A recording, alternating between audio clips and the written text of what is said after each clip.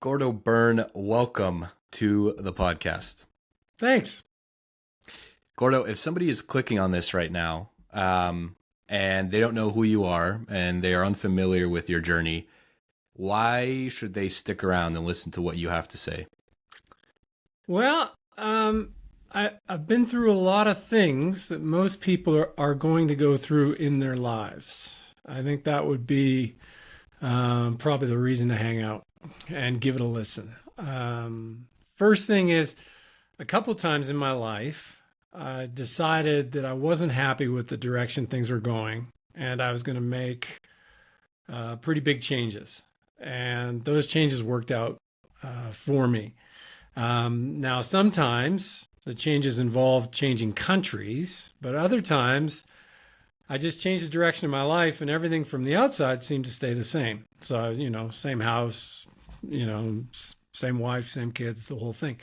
So I've been through a lot of positive change in my life, and I know quite a bit about that. I also, in a very narrow niche of endurance sports, I have a very deep knowledge base, particularly as regards to triathlon and any sort of event that goes over about 5 hours.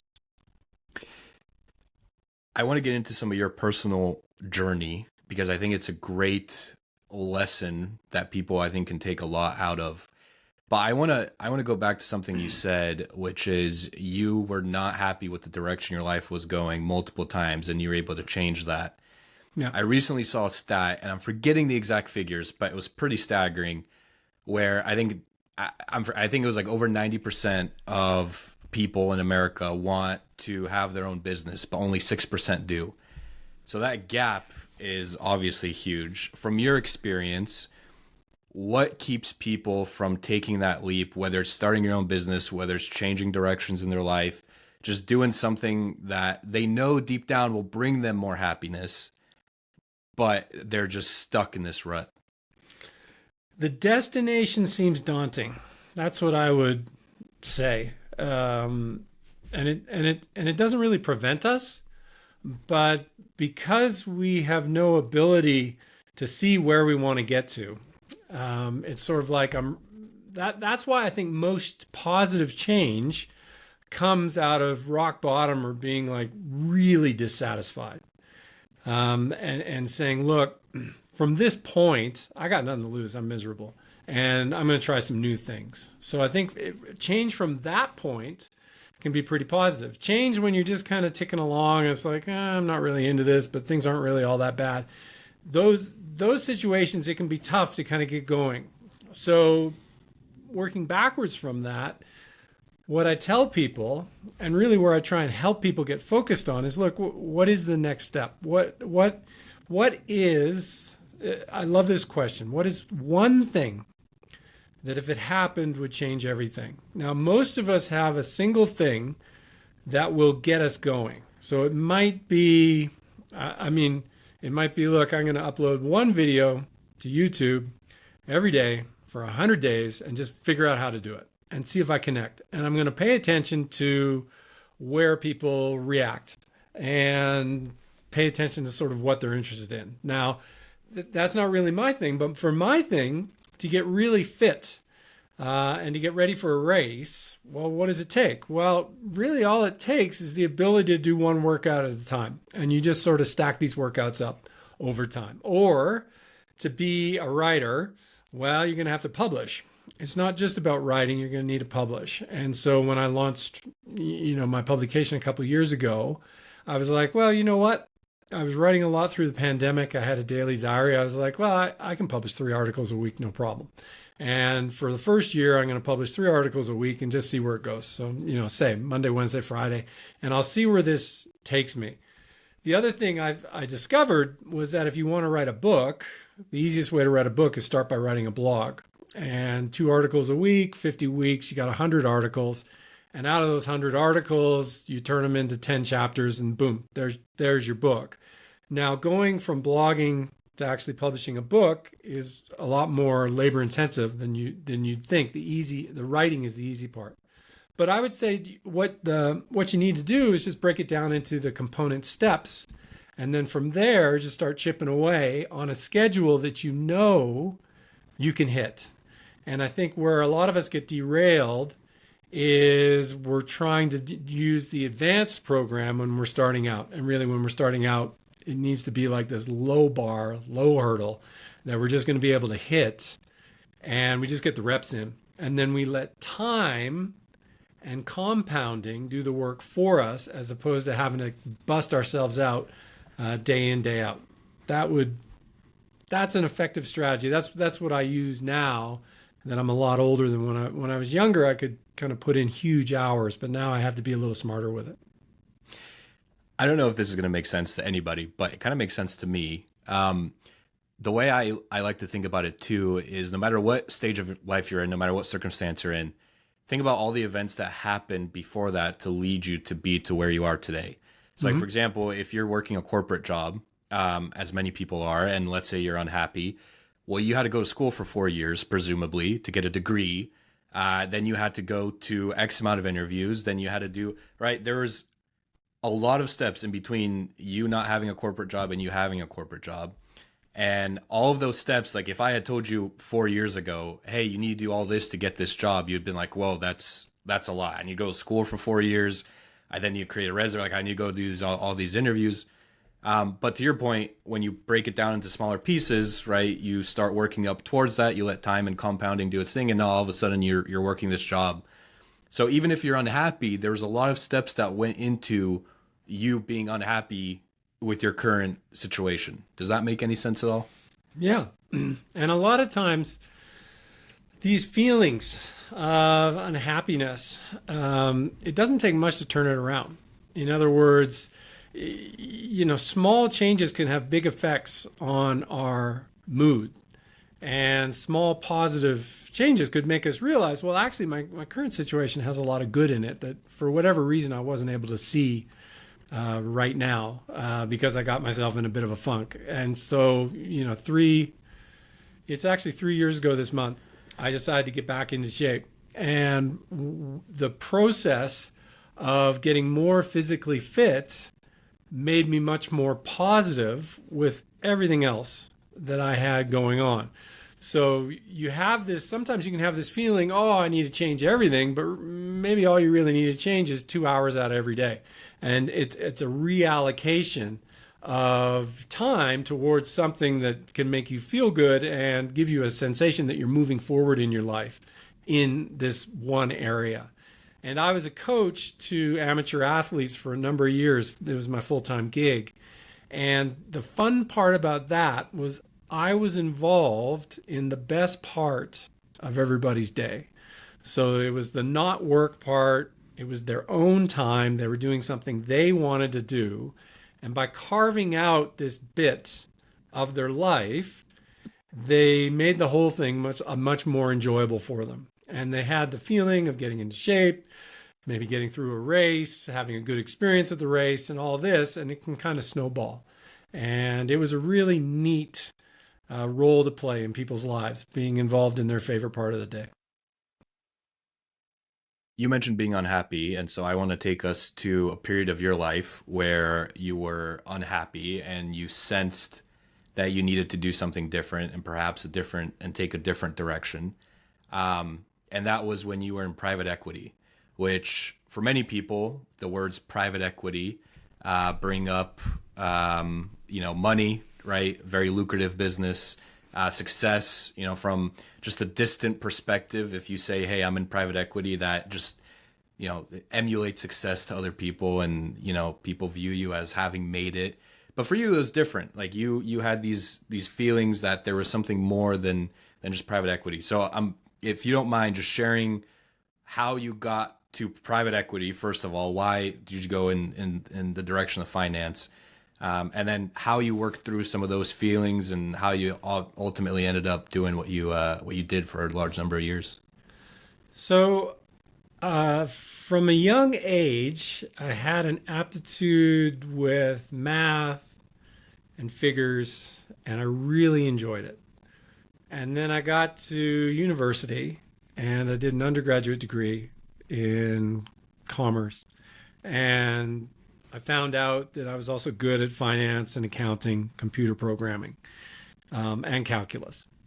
So analytically, and some of these things that were related to analytics, I just really enjoyed it.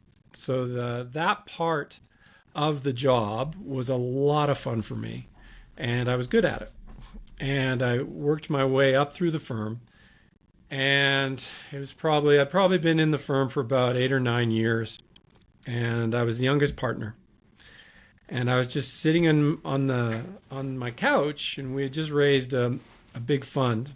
And this was out in Hong Kong, and I'd just gotten, or I was separated. I was about to get divorced. I'd only been married for a year, and I just had a vision of how my life was going to play out for the next 20 years if I continued to do what I was doing. And at the time, I'd gotten into triathlon, and I was fit. So I turned my life around physically. Years previous, I went through a process of getting into shape. So I got that part of my life organized. But my overall life plan, I was like, well, I'm good at my job, but I'm going to keep doing my job, but there's nothing here for me. In other words, I didn't have a feeling of satisfaction with it. And it was really strange because, as you said, you tell yourself, and from the outside looking in, you're like, well, I'm supposed to be really happy now. But I wasn't happy, and I wasn't necessarily sad either. It was just like, wow, I'm here, and this is what it's like, but this isn't how I want to live my life. So in a sense, I was kind of living someone else's life. I was living maybe our general expectations of what will make us happy. If I say that kind of just generally, we think success, being paid well, living in a nice place, having nice stuff around me, being able to do whatever I want in terms of spending money. But it wasn't it for me. So I was like, okay, I got to try something different. So my boss worked with me. He was great. The managing partner of the firm he thought I just kind of briefly lost my mind. He was sort of like, you'll come to your senses, and we'll go work together for another 20 years. Everything will be fine. But I didn't. I took 2 months off. I'm in Colorado right now. I came here to Colorado, spent 2 months just focusing on triathlon, trying to figure out what I wanted to do, and did some races, had fun at the races, went back, did 2 months with them. And then I was like, you know what? I am sure I want to leave.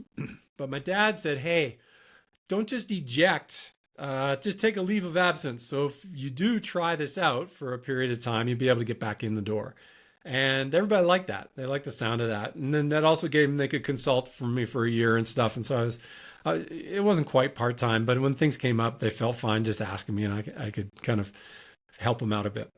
And then that was it. I never went back to full-time employment. And that was like 2000. So that was like 25 years ago.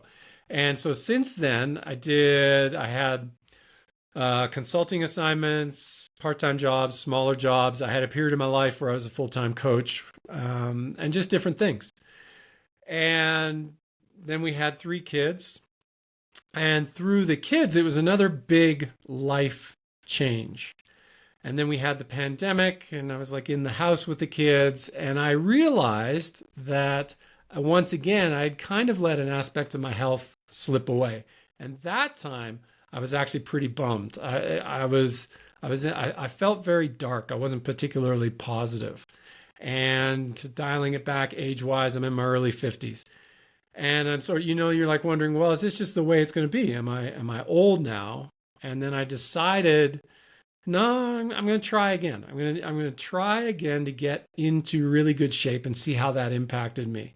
And it took about 8 months or so, and it was dramatic, the positive impact it had from getting back into shape. And by what I mean is not necessarily fast and racing fast and running fast and doing races. It was more metabolic fitness and metabolic health. So it was the ability. I mean, at the most simple form, what we do as athletes is we take food and we turn it into velocity. So it was just being able to be athletic again and enjoy the longer days with my family, longer days with my wife and my kids, and to know that as my kids grow up, I'm going to be able to share experiences with them outdoors, and that lifestyle that I really liked for myself when I was much younger. Do you ever think that if you had not worked in private equity and had not had the job that you did and were not as dissatisfied as you were, you never would have made the decision to drop all of that and to go full time on endurance training and becoming an ultra athlete? Uh, the Well, my divorce was a very useful experience in my life for a number of reasons. First off, when you get setbacks, the natural inclination is to blame the outside world, and the but what I saw was that actually it's a learning opportunity for me. So that was a decisive point in my life in just changing the way I related to people, and to try and be. I at the time, my goal was sort of relentless positivity. So just try to give everybody the benefit of the doubt and try and be much more positive.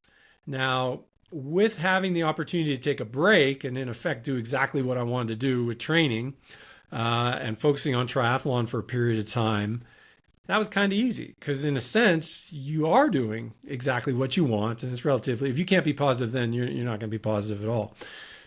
Now, again, roll forward, 3 young kids in the house. Now you're really challenged because you're not necessarily able to do what you want to do. You're certainly not able to do what you want to do all the time. You're going to have these little windows that you need to create where you can have a little bit of yourself while you take care of these little people, while they kind of grow up and turn into their own individuals.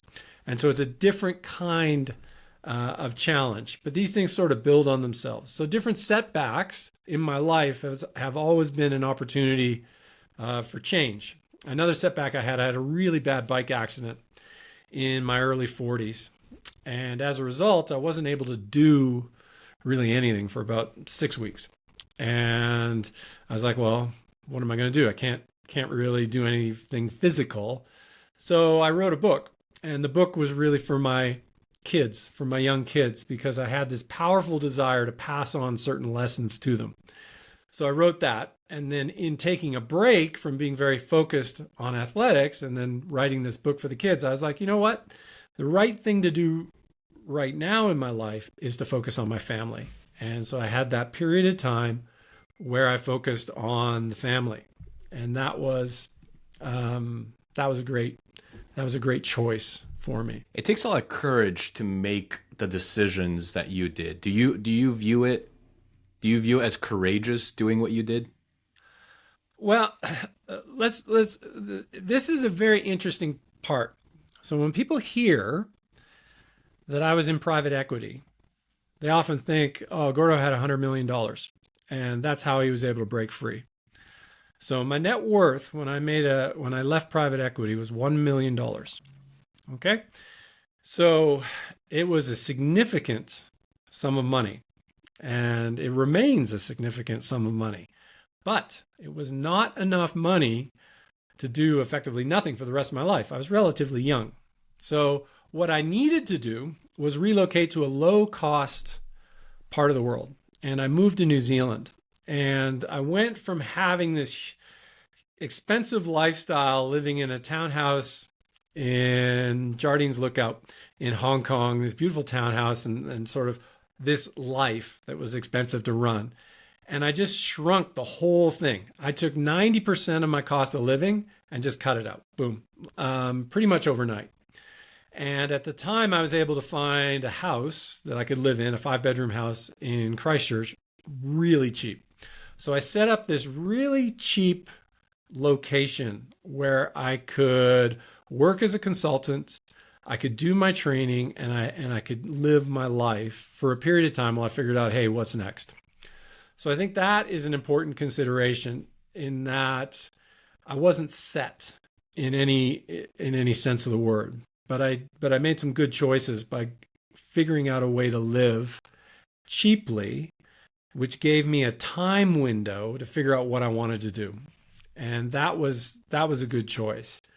I think as well, if you realize that you're heading in the wrong path, I don't think it's particularly courageous. I think it would be more sensible. In other words, it wasn't necessary. I didn't feel courageous. I felt like I was thinking clearly. And I saw it was like my life was pretty clearly laid out. I mean, I was a partner in a firm. We just raised a bunch of money. We were going to invest that money, go raise another fund, and we were just going to track this out for basically as long as we wanted. There was a senior partner. He wasn't all that old, and then there was us younger guys, and we were 10 to 20 years younger than the senior guy, and we would just kind of all just roll forward together. So I think in that case, it wouldn't strike me as courageous. It would strike me as sensible. And if you find you're in a position where you are unhappy and dissatisfied, or you just even hear yourself, sometimes people don't realize it. You'd be sitting with somebody. I was sitting with somebody. Actually, this is an interesting story. I'm sitting with a gold medalist. And I won't say any more than that because if I say more, my friends will know exactly who I'm talking with. And the gold medalist shared that they were really unhappy with the current situation of their life. And we just accepted it. That's their call. But then, afterwards, I'm thinking, well, if you have this realization and you have the skills to win a gold medal at the Olympics, then you clearly have the skills to direct your life now that you've had this realization. So when we have these realizations, any of us, you don't need to be an Olympian to figure it out. I've always found it's useful, write it down, like make it real. It's like, yeah, I'm not satisfied with this situation. And then also get into it. Well, what is it that I'm not satisfied with? And in this individual's situation, it was they felt that they had lost their autonomy in terms of their work was really constraining how they wanted to live. And so it was, to me, it seems obvious. Well, you're a smart person, you've got all this interesting background. It's like you're gonna have to redirect your work life, having done it myself. And it takes effort to do that. But again, if you're an athlete, you're used to effort, and you just put the reps in to kind of change that direction of your life and take yourself in another direction. It's kind of crazy how little I certainly fall into this category, how little most people spend thinking about their career or where they want to live or perhaps who they want to be friends with. These are all decisions that drastically improve or decrease the quality of your life. And yet for most of us, it's, if you ask most people right now in college, again, I was certainly part of this crew. It's like, hey, why'd you pick this major? It's like, I don't know. Like, it seemed kind of interesting. Oh, like, why are you in this career? It seemed good. And, I received an offer. And, oh, like, why are you friends with this person? They're fine. They're fun to hang out with sometimes. Like all these big things that, why do you live in this city? It's cool, I guess. I have a bar here and whatever. But it's very shallow thinking most of the time, and it doesn't go deeper beyond maybe perhaps one or two qualities. So I just always find that fascinating how little effort we put into trying to get the big things in life right. But then we look at the small stuff like, how many pumps of whatever, of vanilla syrup do you want in your Starbucks coffee? And it has to be exactly 2, because if it's not exactly 2, it's a huge problem. So we care deeply about our Starbucks order, but then what we do for a career seems to kind of just be, whichever way the wind's flowing that day. Yeah. So here's a good one on that. And it would be, I would ask yourself, who are my people? And who are my people? Like who are the folks that make me feel at home when I'm with them? And I've been in a lot of different subcultures. So I really like hanging out with mountaineers. So mountaineering was a passion of mine. I didn't necessarily like the level of objective risk and the fact that people tend to die And so I left that. Triathlon has much better long-term survival rates. Athletes, I enjoy hanging around with athletes. So what I would do is I would put myself in positions where I would meet a lot of different athletic people. And I met my wife at the pool, and she's a great swimmer. And that, through that connection, we sort of built a life that is our people. And then from that, I had a business which was coaching other athletes, doing training camps with athletes, and that's how it kind of led into it. I was very fortunate with my first job out of university, where I had an opportunity for a summer apprenticeship at this private equity firm. It's now called Primera, and they agreed to take me in for 2 months.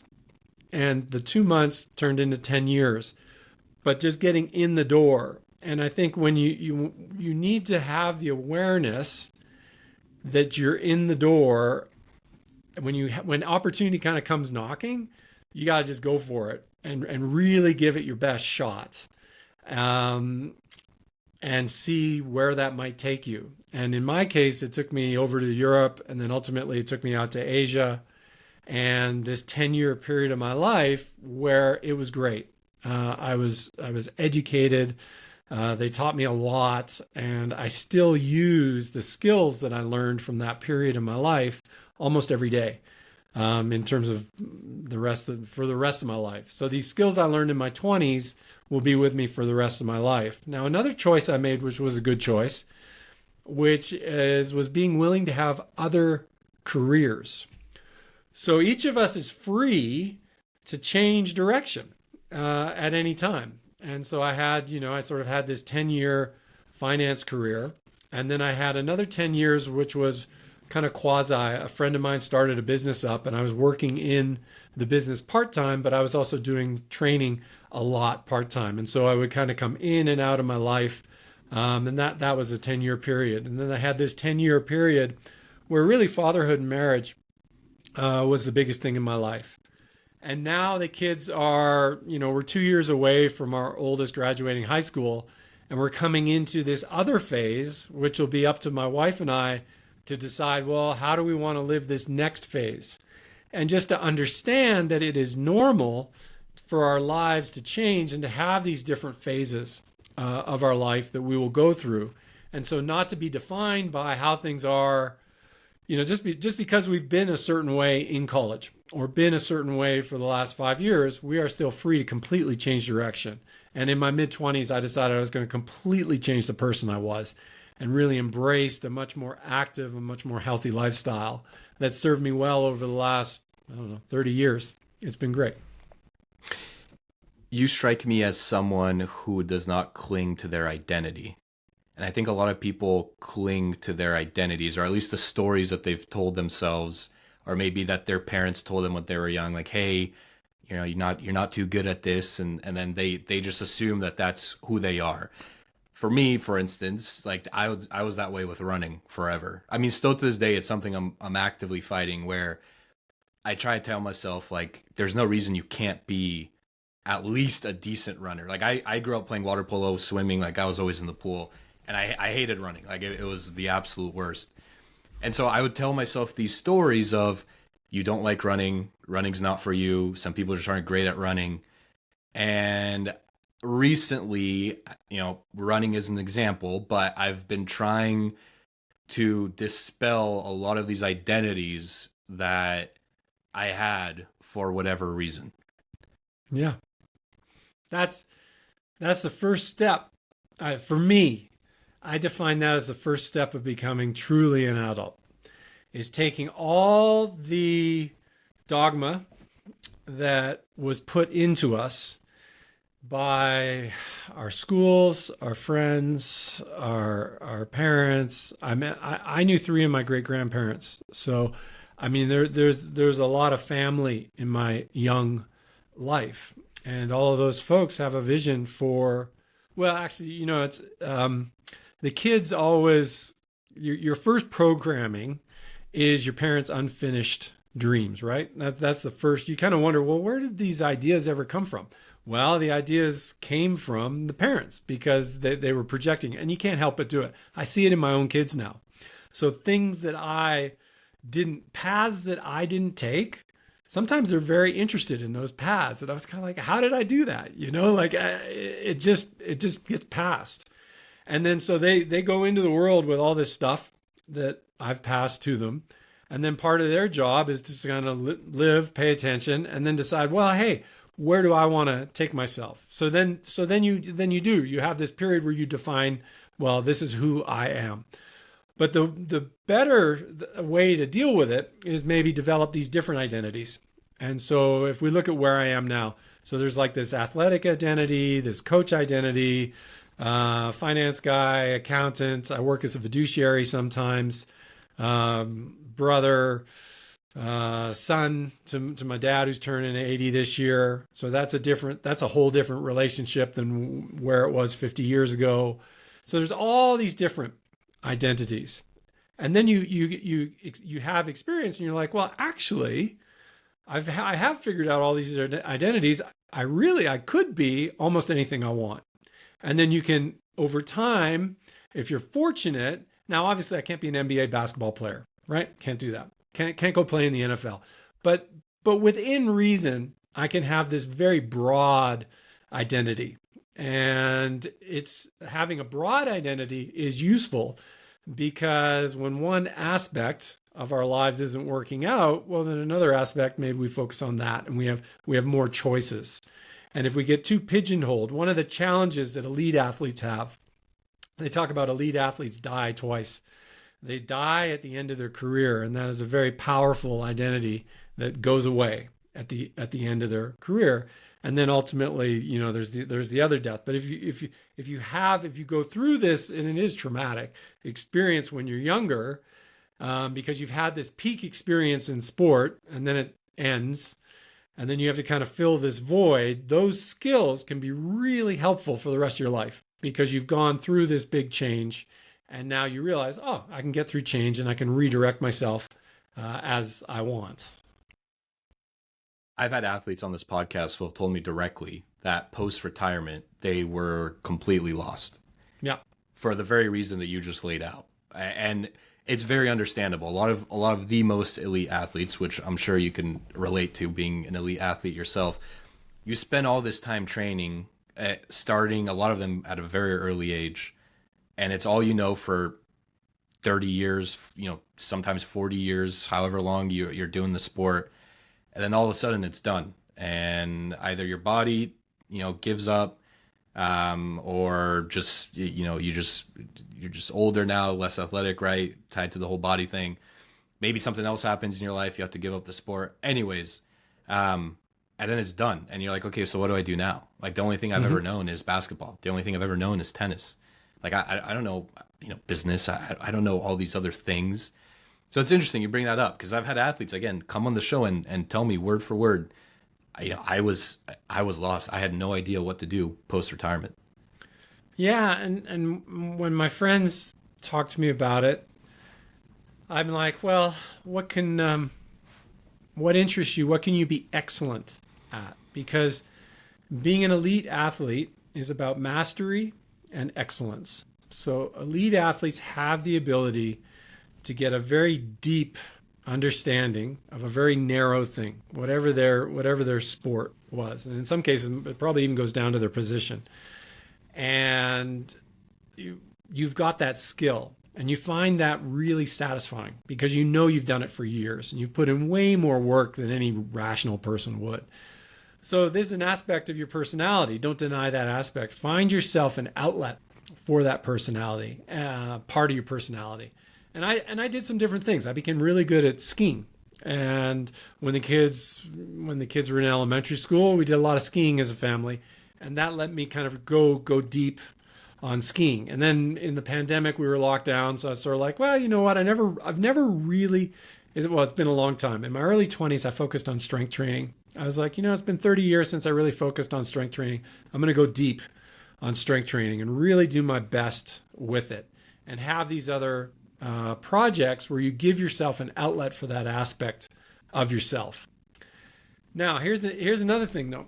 When we're young adults, we're into sport, we're athletes, or we're really into our career, it can be very unidimensional.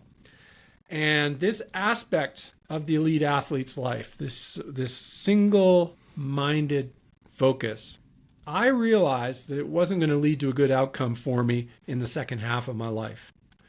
So I realized I needed to develop some other skills in parallel to learning how to ski or lifting weights with people and create relationships and networks, because ultimately when we're older, that's going to be really important to us. Having good friends and making an effort to see longtime friends and developing that part of our lives. Because if everything's just about the game, then you're gonna end up all alone, and that's not fun. That is a challenge of being older, is the amount of time you spend alone. So we need to proactively build this network, and that's part of what you need to do if you've got kids. As the kids are growing up, you're coming to this point where your kid network is going to like go off to college or leave, and you're going to be shifting into this other network. And that's something, if you're thinking long term, you got to be thinking about that too. So most of my friends are still pretty wrapped up in career, and I make an effort to go see them and have fun with them, maybe once or twice a year, but just to keep those connections in place, so that, who knows, how life changes, and later in life, having these friends and these networks. Another thing related is multi-generational friends. It's something you don't think about when you're young. So having friends that are both older and younger, and sport is great for this, because I'm a relatively good athlete, I can train with athletes that are both younger than me and older than me, and I can train and get to know people across a wide range. And that's a useful thing, because ultimately, if things work out, we are going to be the oldest person in the room at some stage. And getting used to relating to folks that are younger than us is a useful skill. And you don't think about that when you're younger. That's a good point. What are your thoughts on time? You had a blog post where you kind of broke down the different ways that you view time, and you had certain equations. But just in general, what are your thoughts on time? Very open-ended question, but well, it's a great question. So time as an investor, time's undervalued by everybody. So even people who understand compounding don't really understand. It always amazes me and everybody how well compounding works. Now, compounding works in all different environments. It's not just the financial environment. Compounding works in the athletic environment too. So getting the reps in, if you're a golfer, getting those reps in, swimmer, same thing. Every stroke is an opportunity to refine technique, get a bit better.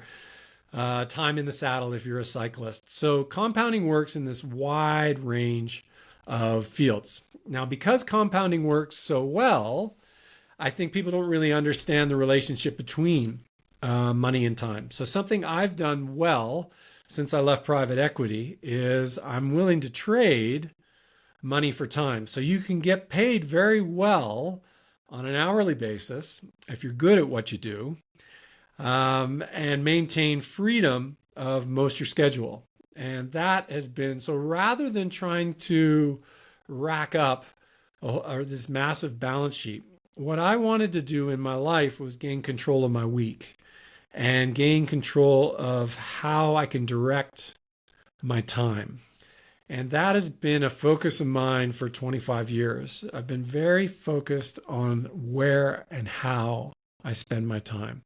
Because if I spend my time wisely, I know that compounding will do the work for me. And I don't have to kill myself day in, day out. I just have to keep doing the reps day in, day out, and recover and just keep repping. And that will get me where I'd like to go in terms of getting what I want. Now, what I want is what I want is where I'm at right now, which is basically to be healthy, to be able to train, and to be competitive in my little niche of kind of Masters Triathlon. That's fun for me. And to be able to do trips with my friends. Last summer I did a trip where the guys I used to train with when I was younger and faster, we kind of all got together again and we did this big bike trip. And it was a lot of fun to be able to do that sort of thing again. I want to read you a question that you had on this specific blog post. We'll link it in the description. Your question was, how much of your time is spent on bringing satisfaction to your life? Mm-hmm. Yeah. So what do you like to do? I think that's a really great question. I've known the answer to that. What do I like to do? I like to exercise. I like to read. I like to write. I like to teach. I like to share experiences with my wife. I'm really happy just sitting in the same room with her. She's got a nice vibe. If you find somebody like that, that is a really neat quality. So it's not just my wife. I've got some friends where I really just like hanging out with them and talking to them, shooting the breeze. I feel good. And I pay attention to that. And I think a lot of us don't really know these things that sort of charge our batteries. And when you notice them, write them down and make time so that you do them. So you do stay charged up. Now, I'm somebody that kind of recharges my batteries alone sometimes. I've got other friends where they need to actually get out and get into crowds because they're completely the opposite way. But they know that. And so they know that they need that stimulation from other people to lift them up. And they need opportunities to talk to people, to mentor people, to teach people. And that is something that they need to make an effort to keep in their lives. Gordo, I want to bring us to a topic that I've been meaning to ask, and it's related to why you left private equity and went on this journey that you did. You had a quote in another one of your blog posts that said, "Say yes to randomness." And you had mentioned how, say yes to a podcast like this one. Thanks again for coming on. You say yes to reading a book or going on a trip and just doing spontaneous stuff. I'm curious, when you left private equity, you mentioned how before you left, you had you knew in a sense how your career was going to play out over the next 20 years. Yeah. Do you think in that specific moment, it was the lack of randomness that was maybe that you were predicting that contributed to you leaving private equity and you wanting to embrace a life that was more random, like moving to New Zealand, which is certainly a lot more random, or doing some of the things that you did? Curious just how that kind of played out. So I felt that if I spent my life the same way as the prior 10 years, so I'm 10 years in on private equity, and I put another 10 years in to private equity, I felt like that would have been a waste of those 10 years. So it wasn't necessarily, it was just this feeling that, no, that is just too much time. I'm never going to get that time back. That would be a waste. And so it wasn't, there was, my job was really interesting in the sense that there was a lot of stimulation. I worked China, Taiwan, Australia, India. I had great friends in India. A lot of wacky stuff happens. Every time you go to India, it's never boring. And so there was a lot of adventure in the work part of my life just because of crazy stuff that happens when you travel around Asia. So that part was actually very stimulating. It was great. But I just felt that I just had this really strong feeling, no, dude, this is not the right direction for you. Now, possibly part of that might have been culture too, because I was out in Asia. Maybe I would, if I was doing private equity, maybe back in Europe, I really liked the UK at the time, or I was in the US or something. Maybe I would have felt different about it. If I'd been in California or something. I mean, who knows? But the big driver for me was just this sensation I needed to kind of go in a different direction, and then from there it was sort of like, well, what's going to happen? And you just kind of that. Then it really was a big adventure. But initially, it wasn't all that much fun. You almost have to mourn the old life. You get a little sad, leaving that old life, and you're in this new direction, and you have to rebuild yourself, and you go through, and then you rebuild this life. And I've been fortunate in that I've had interesting people who took an interest in me, in my fields, whatever I was passionate about at the time. And I ended up down in Christchurch, and I didn't know it at the time, but Christchurch had more world champions per capita than anywhere else in the world, or something. That they used to tell you that, but there were a lot of people that were really good at sport in a really small town. And I hung out with them, and it was great. They were teaching me, and I was passionate and kind of clueless. And they sort of took me under their wing and educated me about sport and racing. And it was a great time of my life. And I would go down there for the winter, the southern summer. And then in the northern summer, I would come up and do races and compete. And it was for a number of years, I just go back and forth and I had this really interesting life. And then mixed in was enough consulting that I was actually able to continue to save money across that period of my life, which was great.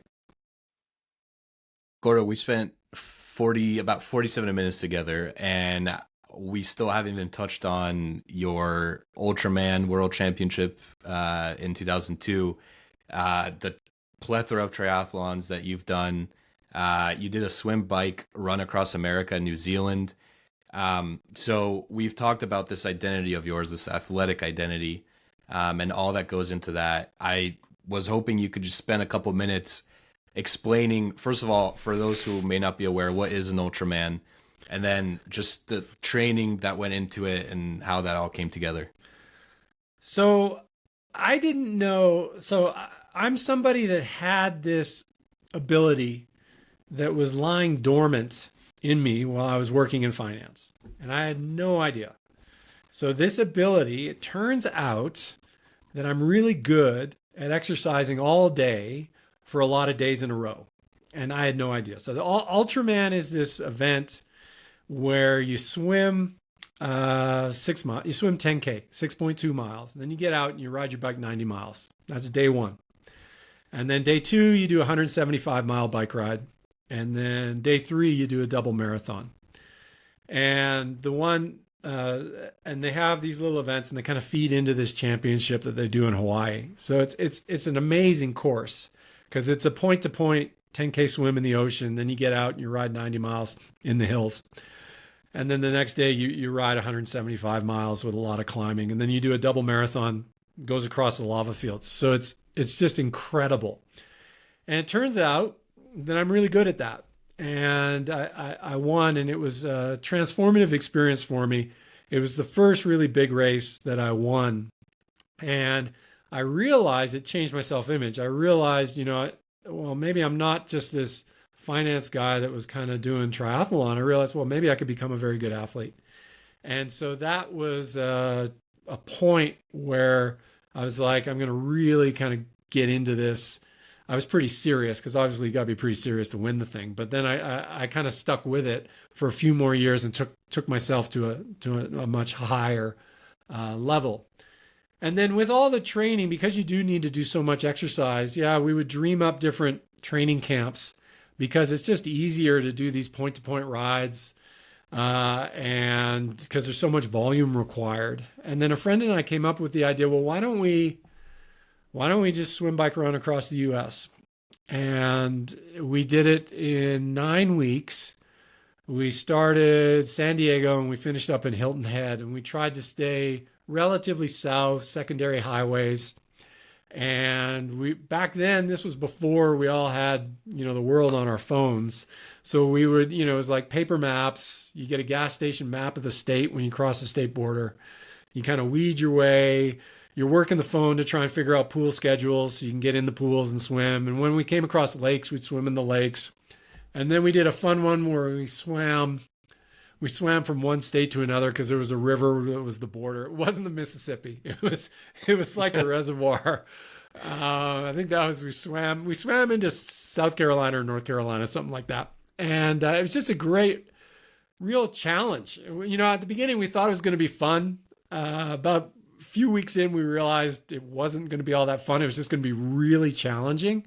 And it was great for our goals because when we got to the other side, for a period of time, nothing could make us tired.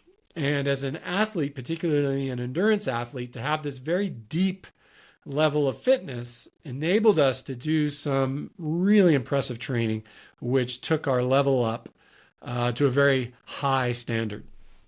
And it was interesting, you know.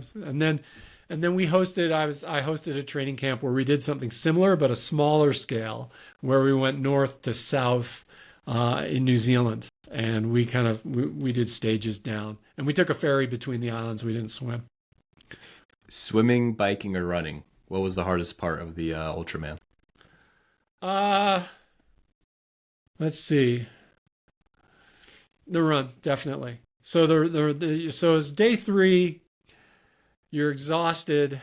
Your skin is your skin's kind of really beat up, like in your groin area, and the chafing's pretty bad. You're kind of wiped out. That's definitely, it gets pretty tough. That last, so sometime in the second marathon, most everybody has a pretty tough period. Now I knew I was going to win the race, so you're just working yourself towards this point where you know, hey, I could walk it in from here and I could still win. So that was kind of at the back of my mind. It was sort of like this. And my brother was running my crew, and I didn't know it, but I was falling apart. Like my splits were blowing out.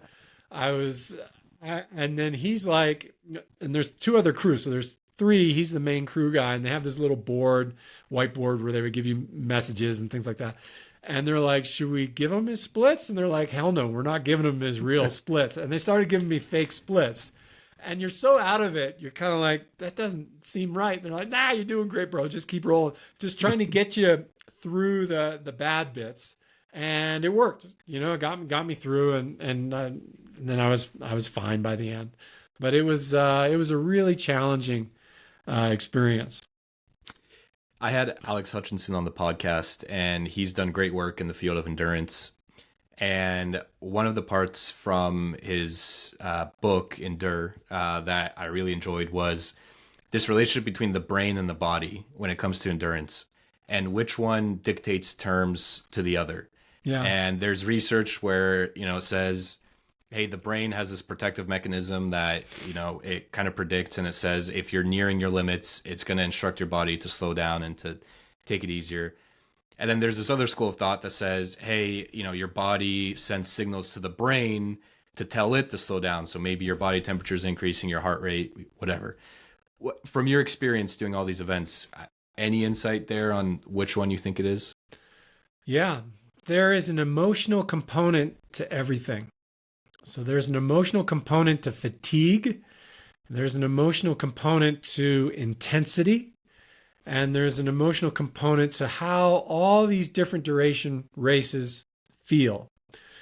So to be very good at ultra distance, we need to remove the emotional component of fatigue. And that was the key change that happened when I did my swim, bike, run thing across America. So so fatigue just becomes a sensation. And if you talk got a friend who was an Army Ranger, similar kind of thing, but actually way further than athletes because they're awake for days. And I've never been very good at that. What I'm good at is what I call stage training, stage racing. So you get to sleep. There's no sleep deprivation involved. You're just very tired and you're having to move forward at a relatively good pace. In other fields, it's different. So depending on your event, there'll be a component of an emotional component, and you'll need to remove the emotional component, basically desensitize your brain, your whole body and everything. And it just becomes sensation and you're totally open to it. So whatever's coming in, this feedback you mentioned that's coming in, these signals that are coming in, they just come in, they go, whatever. It's like, I'm not gonna care about it. Now, I'm really good at that for long duration. And for an Ironman, you're having to run a marathon when you're tired. And by the second half of that marathon, you're very tired. And it just kind of creeps up with you and kind of wears you out. And shorter events, though, it's a completely different sensation. So it feels like your body's just lighting up on fire in a sense. And there is this panic because the heart rate's up, the breathing's up. It's a very different sensation from being very tired. So all of these different sensations, as you work through your different types of training and your different events, are opportunities to desensitize the emotional component and just let it become pure sensation and not put a judgment value on it. Now, elite swimmers, which is a very uncomfortable thing, these are short events, talk about being willing to swim through death. So the pain gets so intense that you really feel like you might die. Now, I don't do stuff that's that short and that intense, but I'm told, my wife does shorter events and swim events, I'm told that it is very, very uncomfortable. And getting the brain used to how that's going to feel is a unique skill. Now, my kids have raced from before they can remember because we started them with Summer Swim League when they were very little. And so they're really good at that component. So they don't have this emotional component when things get hard in the sense of intense. And they don't have that emotional component. My son has done a lot of long duration stuff because he really likes hiking. So he's used to being out for a long time. So it's different things and it's different skills. And when you're training for an event, you need to train the mind for how these things are going to feel. But I would say look to the emotional component and you will feel panic. And it's not panic. It's just your response to the sensations. And you just relax and you just learn to live with it and realize, oh, this is just how it feels. I had a Navy SEAL on the podcast, and he was telling me about Hell Week. You know, you mentioned sleep deprivation. That's the first thing that comes to mind is Navy SEAL Hell Week. And he was telling me how much, I think they get like a 30-minute nap, if I'm remembering correctly, like on a Wednesday, halfway through Hell Week. And he was saying how great it was. It was like the greatest thing on earth, like having a 30-minute nap. But he talked about pain and removing, same thing that you just said, removing that emotional aspect out of it and realizing that the only pain that you're experiencing is the pain that your brain is interpreting or believing that it's experiencing. And then I don't know if you're familiar with Naval. He's big on Twitter. He's done some great podcasts, a great philosophy, human psychology insights. And, he says there really is no pain in the physical world. Obviously, if you get hit in the face, that's going to be that you're going to experience pain. But 90%, 99% of the pain you experience is just your brain interpreting certain situations as painful. So it's interesting to kind of connect, just from, because sometimes, philosophy, human psychology, it sounds great, but when you actually put it into practice, it's like, wait, how do I not experience pain again? Because so it's interesting to connect all those dots back to what you were saying, where the pain that you're experiencing is the pain that your brain is telling you should experience. Yeah. And I think sport can be a gateway to understanding our emotional responses and then learning how to manage them. Even something as simple as an interval session. How do you play your intervals? Do you go out hard and fade? Are you strong at the end? These are opportunities to learn about ourselves and learn about aspects of our personality that most of us are not going through Hell Week. And so our true reality is going to be hidden from us. And, when I was a mountaineer, you go on an expedition with somebody, you get them really tired and you put them short on calories and things start to come out. You get to see these deeper levels. And sometimes if you don't like what you see, well, it's an opportunity for you to address and learn how to work with these things and become, maybe stronger, maybe better. There's no real judgment on it, but just become different if this is an aspect that you want to work with in your life. What do you think about self-belief? and manifestation and just those topics in general. Yeah, generate evidence. I think, that's what I think. Actually, notice evidence. That this is something that I would work with my athletes that struggled with self belief. They were noticing the wrong things in a sense. In other words, they were noticing, and it's because they're more salient. Our setbacks are more salient. The negative things happening to us are more salient. So we need to make our wins, particularly our little wins, more salient. Training log is a common example of that. Just put that little entry in the training log. Another thing I would have people do is just I don't have one here, but like a little mini notebook, and every day you write a couple wins in there. Or, recently, Elon, everybody was talking about how he sent this email out and said, hey, tell me 5 things you did this week. And I was like, you know what? I used to do that. That's a really good idea. And so every Sunday, actually across the week, I have a little note for my 5 things. But every Sunday, I tweet out the 5 things this week. So 5 things I got done, or 5 things I noticed that were positive, or a lesson I relearned. And I just make those aspects of my life more salient.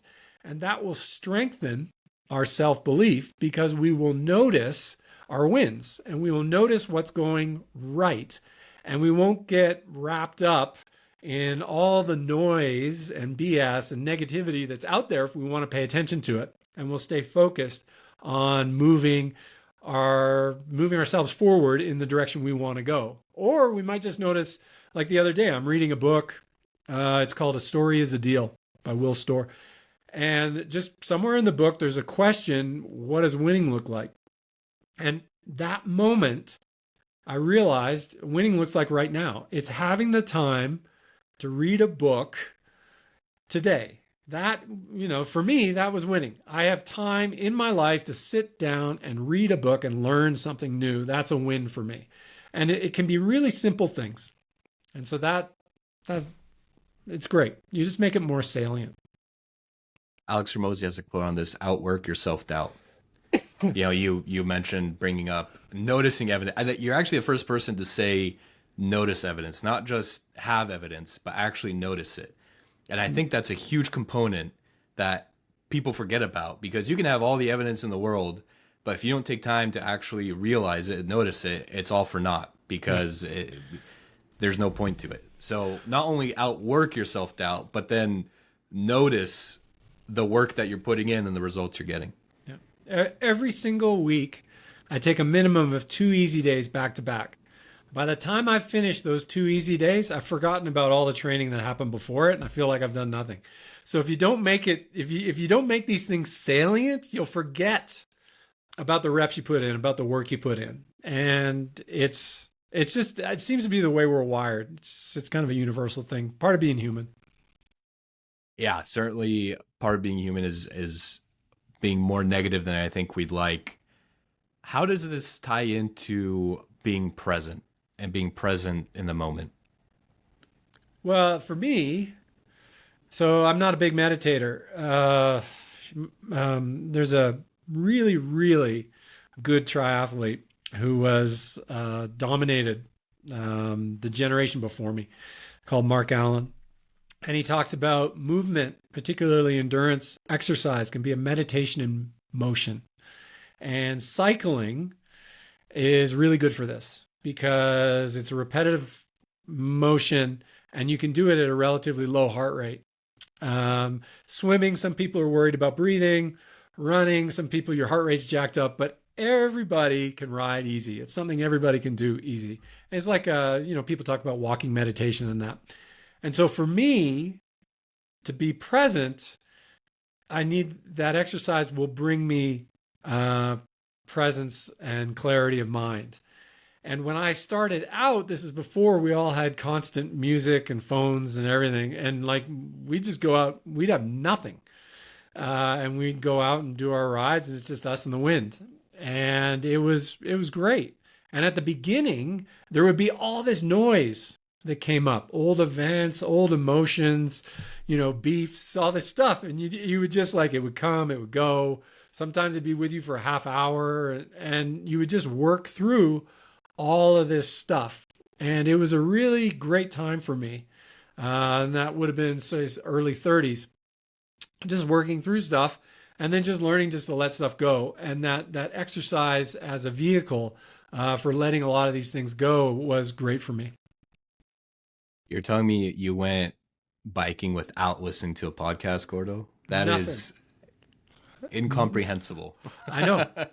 My main training partner is a Swedish guy called Klaus Bjurling, and he he will challenge. He's a coach now over in Sweden, and he will challenge his athletes. It's like, hey, I want you to ride 3 hours with nothing, and I just want you to see how it goes. And they're just like, can't do it. I've never done it before. He's like, please, just try it like once, just to try and clear the mind and stuff. And it's an opportunity.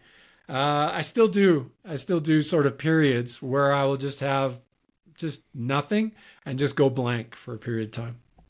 You know, it's funny. Swimming did that for me. There you go. I was comfortable in the water. Like I grew up swimming. So like for me, I was, never felt any panic, but swimming, and now that I think back, this is actually super funny. So I used to swim a lot. I swam a lot last year. I'm doing more running now, but trying to get back into swimming. I noticed though, when I'd go swimming, I would have like a lot of my best ideas, whether it be where I want to take this podcast or what business maybe one day I want to build, came while I was swimming. Yeah. And I was like, why am I having such clear thoughts, and I'm actually reasoning with myself and I'm going down these rabbit holes in my own mind while I'm swimming. And it got to a point where like I would do like I wasn't doing anything crazy, like maybe like a 40-minute swim workout. Yeah. And it would go by in a flash. I was like, oh, that wasn't too bad.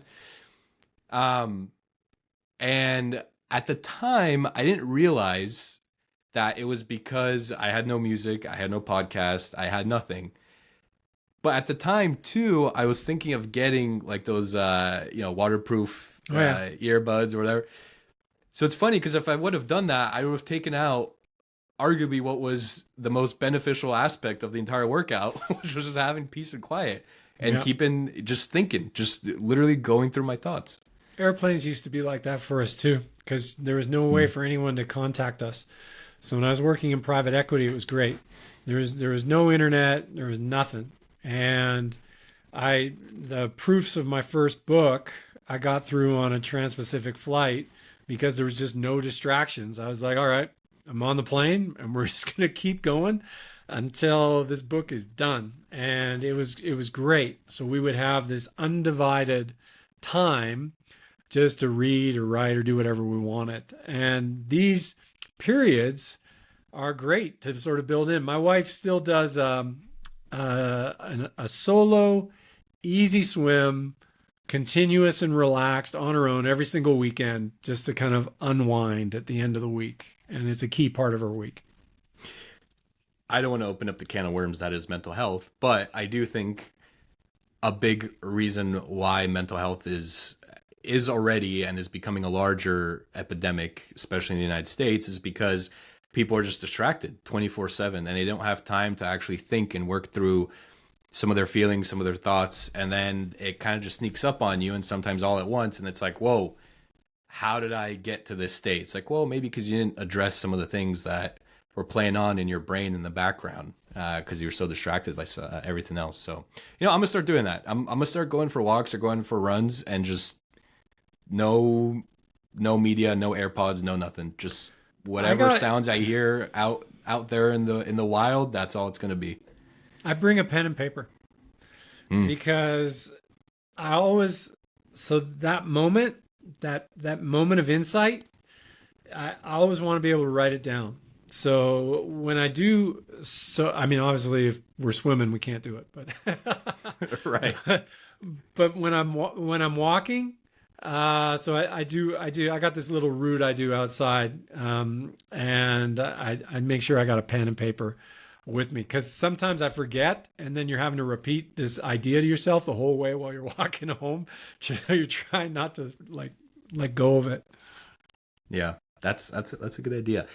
Gordo, 2 more questions for you, and then we will end the pod. One, this rule of 1,000 days that you have.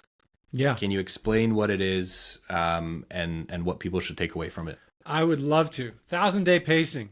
So, one of the challenges we face when we are trying to do anything that is challenging or different or new is that there's the initial challenge is our enthusiasm leads to disaster because we start out at an unsustainable pace. So the first aspect of 1,000-day pacing is to continually ask ourselves, can we continue at this level? And if the answer is no, we can't, then dial it down preemptively. So it's about preemptively dialing ourselves back to a long-term sustainable effort. And this works in every single field. So if you're when I was trying to build a presence on X, it was like, well, what's sustainable? One good idea a day and helping one stranger a day with my experience. So what I would do is in the morning, I would tweet out my idea of the day, and then I would look for opportunities to answer questions and help people. And that was it. That was the thing. Another thing we mentioned earlier, build a Substack publication, maybe more than one. Okay, so what I need to do for that is I need to write an article for every Monday. Now, in my case, I knew I could write more. So I started with 3 articles a week, and I knew I could sustain that in my case, I was like, I can do this for a year, no problem. And so I did that for the first year. Now, I want to get healthy. I want to do a race. So the first step there is not to sign up for a marathon. It is to commit to do some form of exercise every morning. And that's it. It's just something every morning. Now we're either going to do cardio or we're going to do strength. And we don't have to go big. We're just going to do something every morning, and we're going to make a habit of that. And then from that, we're going to build up. So that's the initial part of 1,000 days. Now, when things are going well and when the inevitable dips happen, we get sick, we get injured, there's some sort of setback.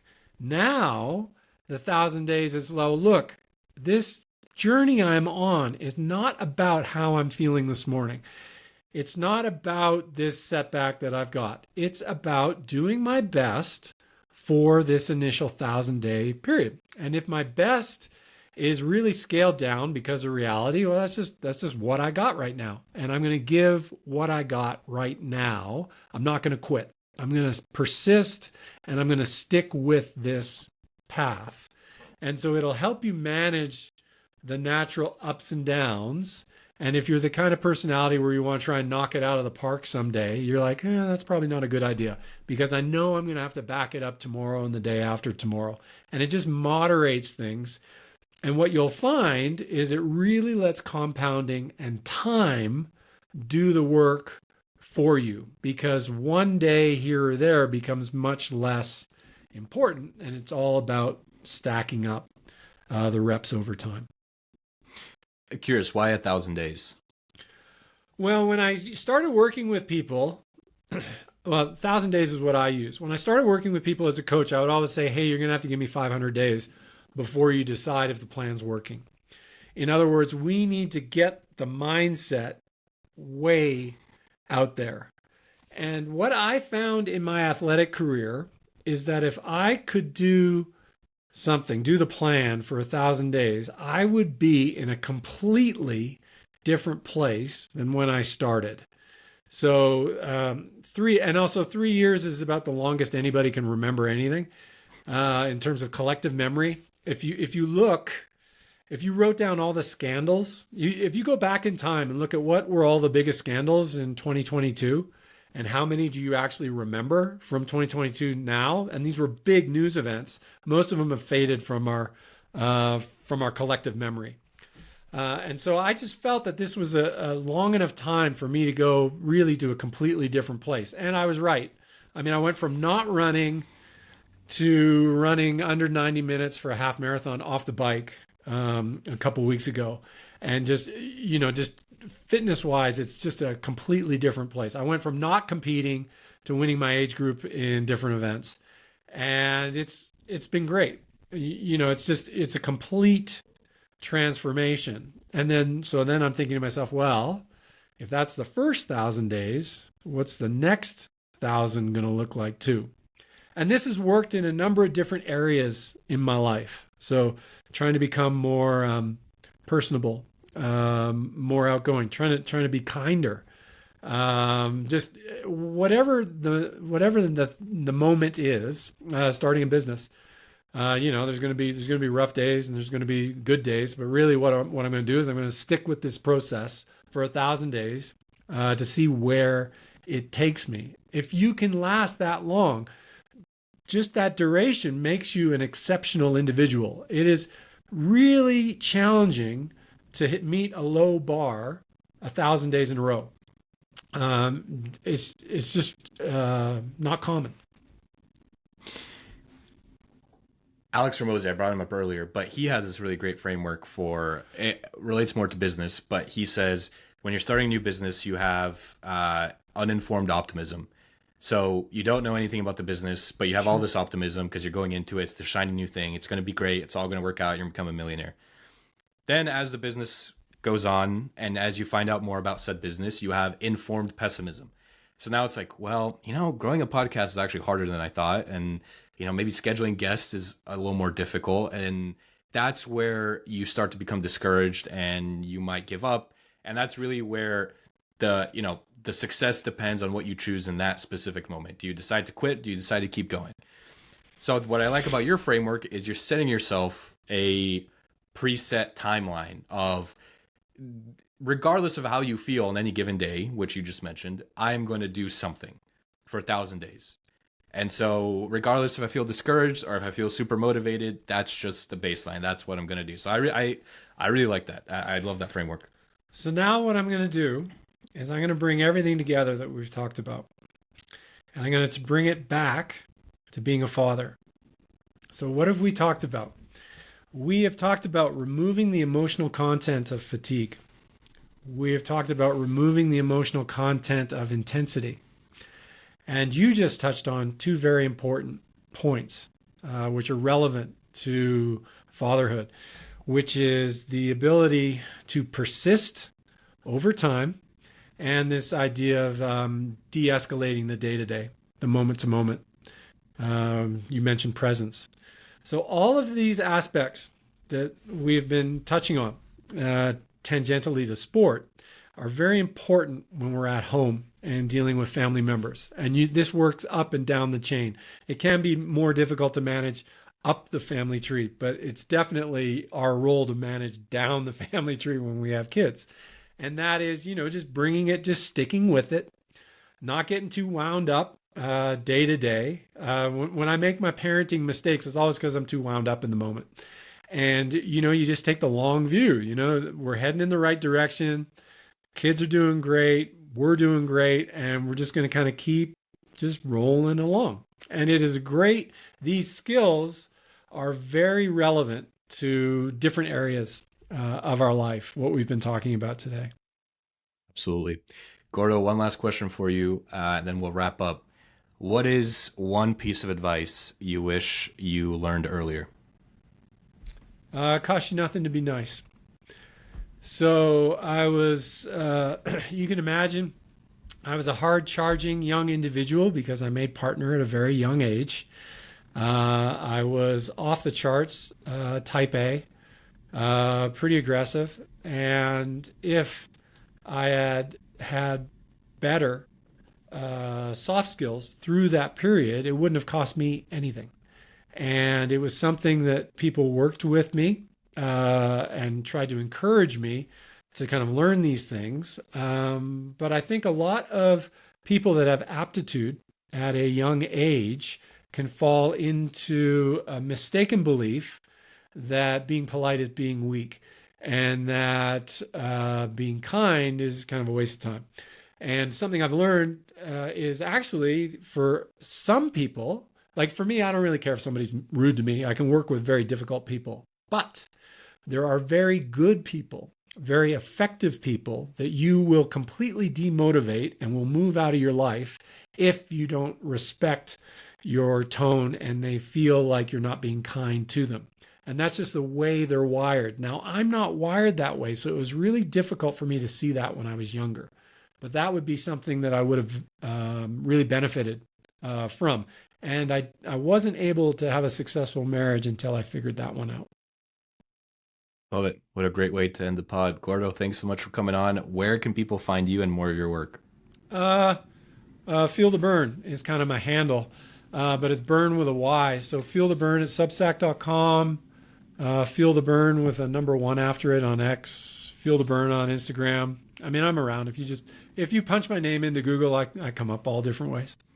Love it. We'll put all those links in the description. Gordo, thanks so much for coming on again. This was fantastic and truly, truly appreciate all your insight.